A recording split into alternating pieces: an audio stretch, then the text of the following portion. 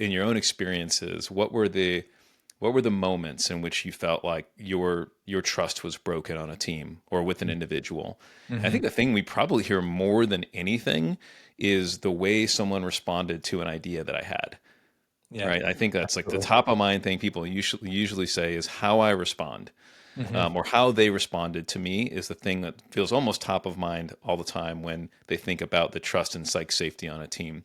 Hmm. So this is a really important one. Sometimes we inadvertently break when we appear to be closed off. This is another one that's kind of related to disposition because it can be body language, but this one can also, it shows up probably in the most harmful way when it's more about the things that we say, right? Yeah. The things that we're dismissive, Hmm. or we just move on, right? Like we kind of ignore it altogether. Someone shares something really important and we're just like, well, we don't really have time for that, so we're going to move on to this other thing right now, Yeah. right? So And that one in particular is one that people are most unaware that they do, right? That sort of yeah, just like glossing over an idea. And as we sit in and observe some of these meetings, these sessions, we yeah, see that happen and we thought, oh, they don't even know what they just did.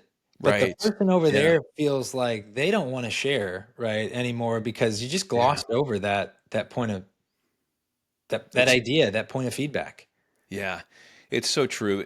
This I think especially is true if you're in a team meeting context and you're a leader who's tasked with like facilitating, right? Yeah. Because you get multiple things on your mind, right? Where you Mhm. can, if you're trying to move the team along, sometimes you don't even realize you dismiss someone in your mind. You're just like, we've got like 30 minutes left in the meeting and I know we've got these two big things that we need to dive into today and we haven't even Yeah. got there yet, and so yeah, cool, Joe, but we got to move on, right?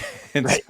so we're Right. just moving on. Meanwhile, Joe's shared his like the thing that felt most important for him to share with the team, and it nobody heard it, right? It just got Yeah. dismissed and moved on. So I mean, I think there is some grace in saying leaders are many times unaware that they're doing this, but it has a big impact, and it ultimately can impact the willingness of someone sharing that idea the next time they Yeah. have one.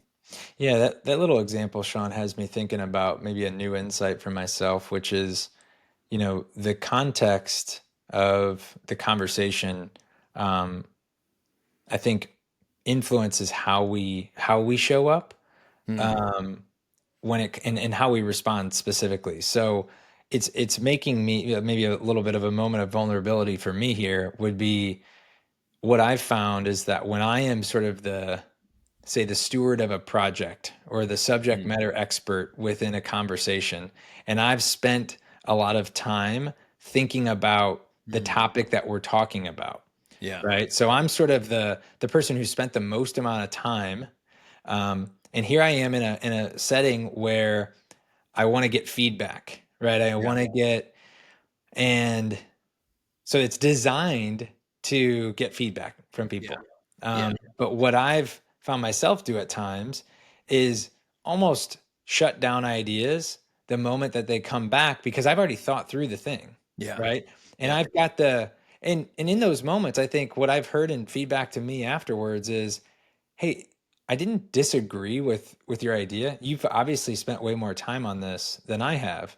But in Hmm. that moment when you shared that, it sort of just shut me down. It made me feel like I didn't even want to Hmm. be a part of the conversation. And Yeah. so I guess the learning for me here is that, in different contexts, we might show up with a little bit of a different um, posture, Yeah. and just to be mindful of how that impacts us or Yeah. how that impacts the others that we're collaborating with in those moments. I love that insight, Joe. I was seeing a little two by two in my mind as you were sharing that, and it's like the more investment and or work we've put into a project or idea or concept, probably inherently we are more likely to be closed off to opposing views. Right? Yeah. It may not be always true Yeah. based on who we are as individuals, but when I was hearing you say that, I was like, oh, I could totally imagine feeling that way. Like if I'm Yeah. fired up, excited, I've done all this stuff, and I come in and I share the idea, and I met with some opposing views, the more work, time, passion, my own internal investment that I've made into the thing, probably the less likely I'm going to be to just be open to the opposing views. So Yeah. that's just an awareness thing, right? If that's Yeah. true, Cool. that Yeah. feels totally true. Like I'm like, okay, I know this. I'm about to share this idea. I'm really excited about it.